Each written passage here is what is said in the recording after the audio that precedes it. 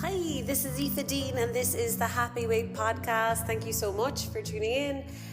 So today we're going to be chatting about holiday triggers, and to be honest, these aren't just holiday triggers. These could be triggers any day of the year, and I think it's really great to identify them as triggers, because if we want new outcomes now, if we ultimately want to be a different weight, well, that would mean that we respond and react and have a different relationship with our eating.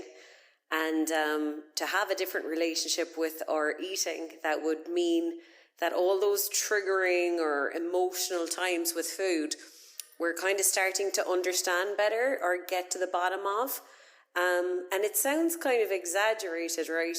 But some of these triggers, I genuinely think one of those triggers alone can be a reason why someone is not the weight that they want to be. So it's not even massively complex.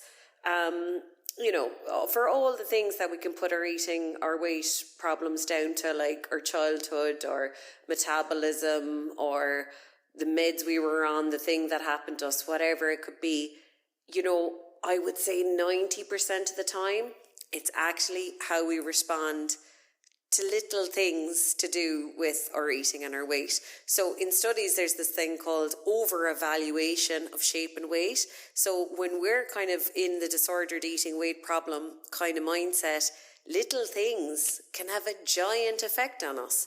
Like as in, I have calls with clients and they could have eaten a chocolate after dinner and that sent them into a spiral. That sent them into a spiral of, oh my God, I can't believe I ate that chocolate. This is the start of a bad phase. And sometimes we're so used to our reactions, they don't seem abnormal, and that's why I think it's so useful for me anyway. It was so useful for me getting out of all of this to think, okay, what would a slim person do in this situation? Because for any one of the triggers, I think usually the answer is they wouldn't have such an over-the-top emotional response. So we'll start with the first one. So the first one is you see a really bad photo of yourself where your arm, your double chin, your belly, your thighs, something looks bigger than you are okay with. So that would be the first one. And with all of these triggers, I suppose the first thing we have to kind of realize is that is a normal, reoccurring human situation for everyone of every size. There are going to be photos where the photo does not represent how they felt at the time. Then there's all the other factors of lightings, angles, clothes, whatever, positioning, all of those things. But ultimately, it's just life. There's going to be really bad photos. So if you can just kind of appreciate that everyone that you know has seen multiple awful, awful photos of themselves. However, not everyone you know would have a very triggered, very over-the-top reaction. And by triggered over-the-top reaction, I suppose, it would be that we see the photo and we feel like a failure. So it's, I'm a disappointment, I'm a failure, I'm stuck, I'm not where I should be, I'll never change, what's wrong with me, I'm a disgrace, I'm ashamed of myself, whatever it could be. It could go on and on and on. And I kind of think for a lot of this now, we have to separate the situation from the emotion. Okay, so the situation, like I said, is a normal, reoccurring terms and conditions of being a human situation. You look bad in a photo, so what? And then that, what we have to kind of start seeing as a little bit weird is, okay, I have metabolized that and used it as a reason to go back into the storyline that I spend a lot of time in, that I'm a failure and I'm not where I should be and I'll never change and I deserve to be punished, even punished with this negative thinking. And Gabor Mate says, it's not the what, it's the why. So it doesn't really matter that the thing we choose to keep ourselves down with is about our weight or our eating. you can swap that for people with other issues or, other addictions with gambling or shoplifting or whatever. But we choose to keep ourselves down using our weight, using our judgment of weight, using food as the kind of, chronic addictive substance or whatever we want to make it into. But like I said, Gabor Mate says it's not the what. It doesn't matter that it's food, that we take out that pain and that guilt and that frustration and that shame. What matters is, why are you making yourself feel like a failure? Why do you think that's okay? Why do you think it is okay to see a photo where you look bad in it and then see that as an opportunity to make yourself feel worthless? That's the part that's not okay. So just there's that saying, treat other people like you'd like to be treated. I think it's actually the opposite for people with disordered eating. It's like, treat yourself like you treat other people, because you would never corner someone and drill them down until they feel like an absolute worthless failure. And you might do that with yourself if you've disordered eating. You might see a photo and you might go hell for leather, calling yourself every name under the sun and making yourself feel like a failure and a disgrace or whatever. And so, like I said, it's not the photo. It's, why do you think that's okay to treat anyone like that? Why do you think that you deserve to be under a cloud of negativity and shame for a day? Like, life is short and you're the only one making yourself feel like that. And we don't have to be counsellors or psychologists. It doesn't matter what our childhood was or how our mother treated herself. Maybe we learned it from adults we grew up with, or how we were spoken to when we were growing up, or whatever. It doesn't actually fully matter, I don't think. I think what does matter now is that doesn't work for you anymore. So, as in, that kind of way of treating ourselves would affect our whole lives anyway. But a minuscule part of that would be, well, it's definitely going to affect our eating and our weight.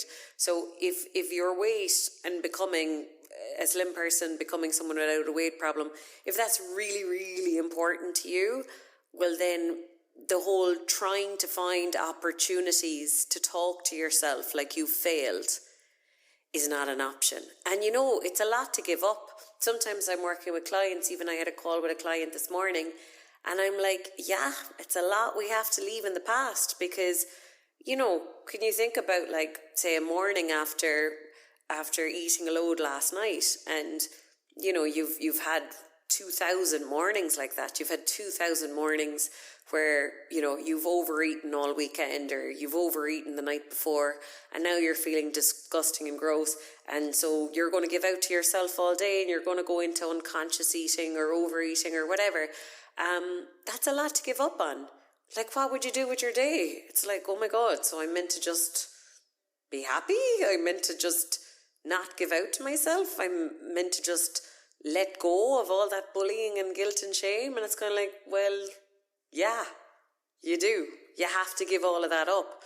So it's an odd situation that when we're letting go of weight problems, what we're giving up is actually ridiculously unfun anyway. But it doesn't make that any easier to give up, because, like I said, if we're so used to being down on ourselves, it's a big, big thing to give up. But we can't get results without that. So it's something we have to work through. So that's photos, number one. And then number two is a specific food. So even I had a call today with a woman who ate a specific food. That was it. That was all that happened. So looking over her food diary, nothing untoward with her eating. There wasn't any time she was really over full. There was a few times that she waited until her belly was hungry. Her food was quite nice. So from a physical point of view, nothing bad happened. Absolutely nothing bad happened from a physical point of view. Yet her mind used the fact that she ate a chocolate after dinner as the final straw on the overall failure that was the last few days. And like I said, now we have to separate ourselves a little bit from our patterns and being like, Pet, you just had a few celebrations.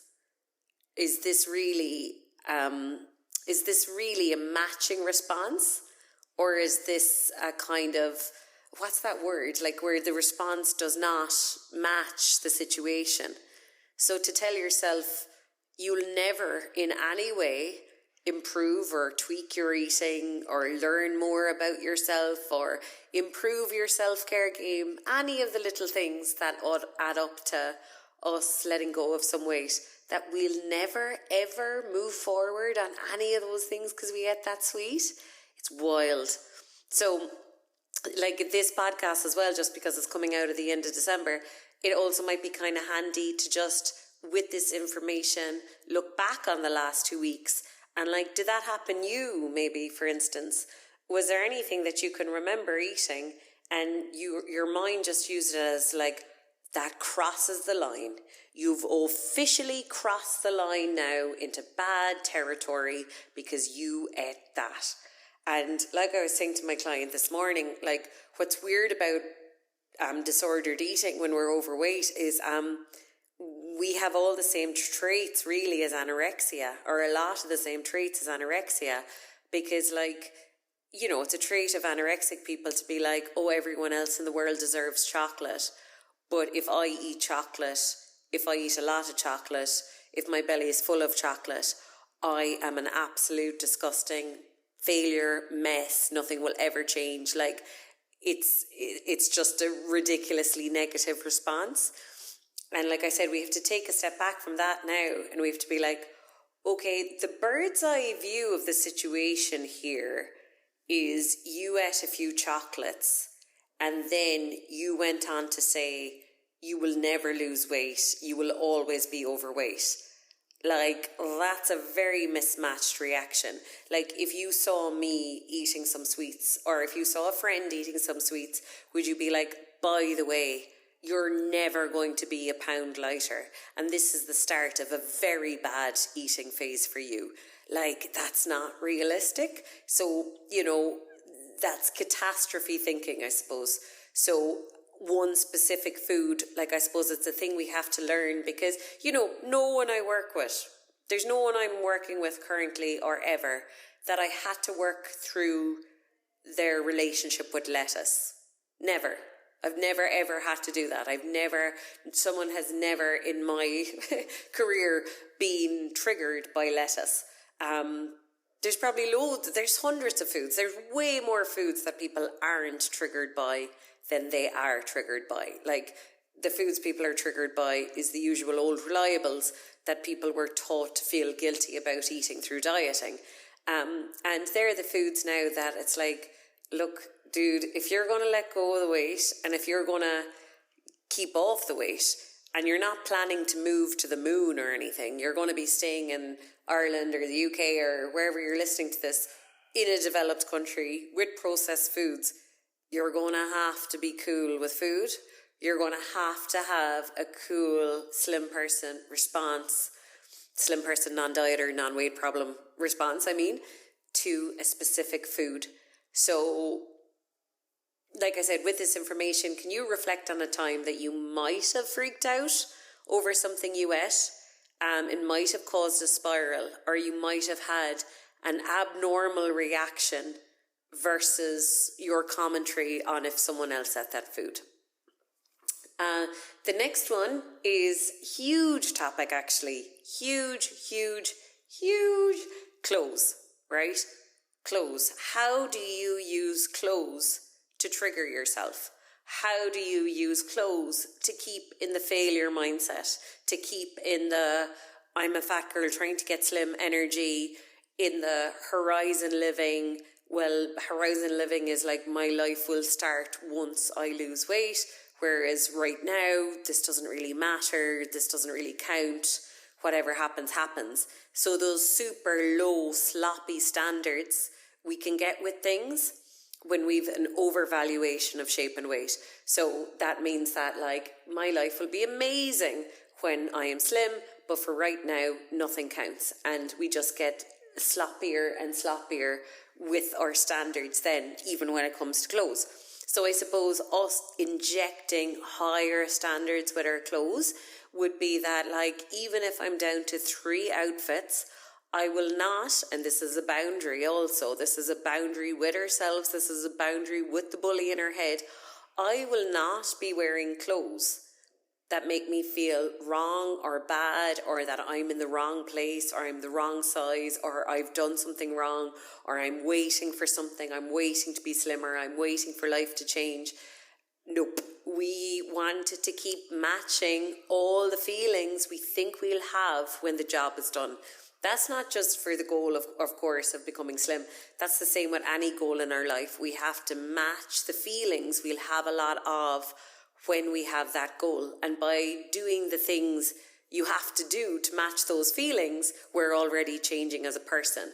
So with clothes, it'd be like, what do you need to get rid of? Like, be real Marie Kondo about it, because, you know, sometimes we're settling for these clothes that, like, if you were honest with yourself, when you bought them, when you were in the shop buying them, it was more of a should. It was more of a, sure, I should get another black top. Black tops are always handy. Or now that I'm bigger, I should wear, I don't know, wrap dresses or whatever it might be. But you mightn't actually like the wrap dress, or you mightn't actually like the clothes, or it just might be bad juju. You don't feel good when you wear it. And that's a standard now, because, you know, we're becoming what we're practicing. And if you're practicing for settling, for feeling unattractive, and you're building up the hours per day or per week or per month that you feel unattractive, I would say your weight is not going to be going in the direction you want it to go. So to reel back your weight and go in the direction you want to go in, it'd be that you are building up the hours per week and per month where you feel very attractive. You feel, and you're not settling anymore. So you wish to have the opposite results than the results you've had before, with your body, with your eating, with how you treat yourself. And that means higher standard with clothes. So when we're doing a little reflective practice here now, is there anything you can remember over the last 2 weeks that you just felt icky all day? Like, it just didn't work. And actually, now that you think of it, it's never worked. You've actually never felt good in that outfit. So that's something to consider, and then definitely get rid of. Like I said, if we have emotional eating, we do not need further obstacles to overcome. So let's get rid of the easy obstacles. Let's try and make this easier for ourselves. And I honestly think clothes would be one of the easiest obstacles to remove, bad feeling clothes. The next one is comments. So I suppose when you feel offended by anything anyone says, that says everything about you and nothing about them. Because if you feel offended, it means it struck a chord. So if someone said to you, oh, you're a green alien, that wouldn't really offend you, because no part of you believes you're even close to a green alien. Whereas if someone said, oh, you want more bread, is it? And then you're like, is she calling me fat? Is she saying that I'm always eating too much bread? It's like, maybe she's just saying, do you want more bread? And that's another example again of how would a slim person react if someone said, oh, you want more bread, is it? They wouldn't be like, oh, evidently that person is insulting me and calling me fat and calling me greedy and calling me all the rest of it. So the comments, when you feel really triggered by someone's comments, like, you know, because like I said, that's a huge part of it. Like it says more about you than them.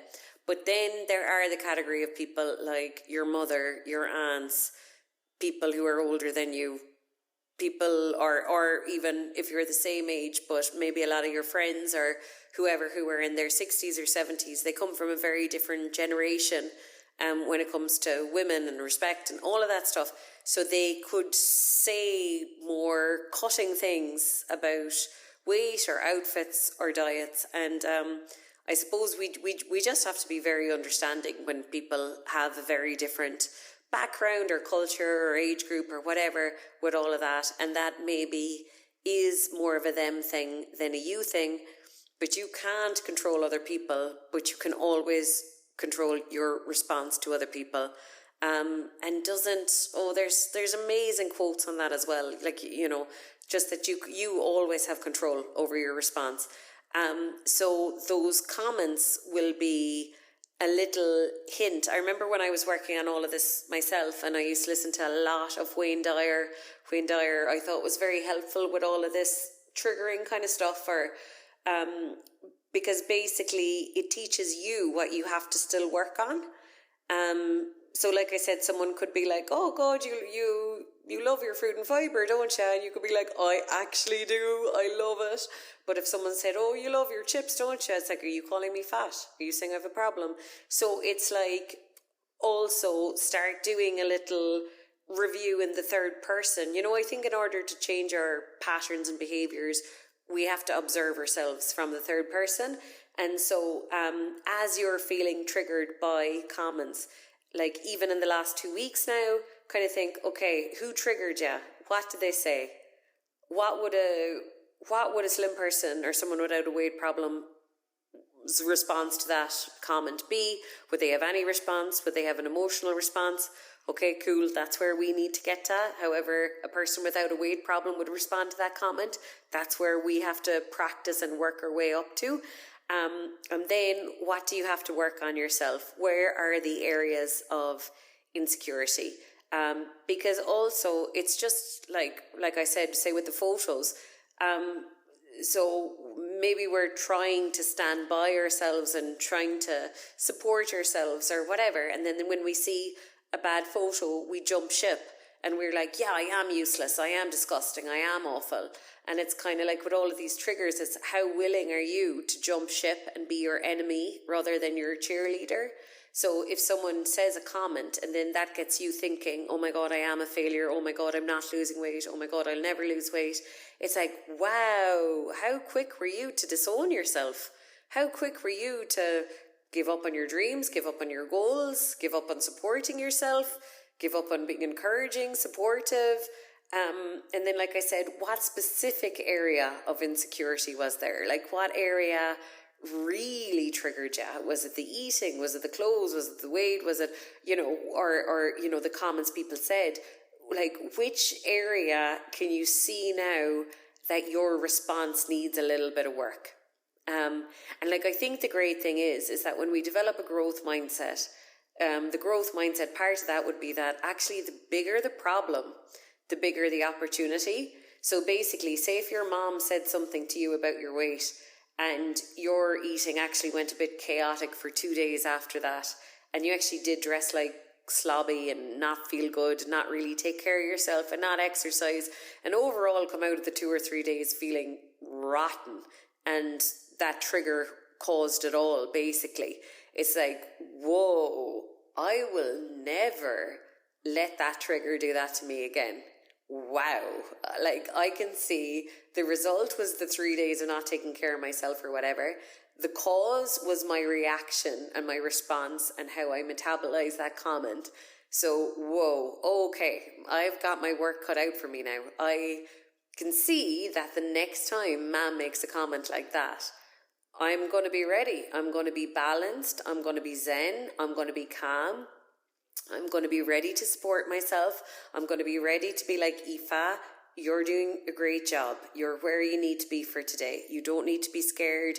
You're not in the wrong place. You've no reason to fear your weight. You're ticking along grand. It's just 1 hour at a time. Just mind your body 1 hour at a time. Sticks and stones break your bones. Words just bounce right off. Just let that go now and mind yourself. Go into your own little cocoon for 20 minutes, an hour. What do you need to do? Did she hurt your feelings?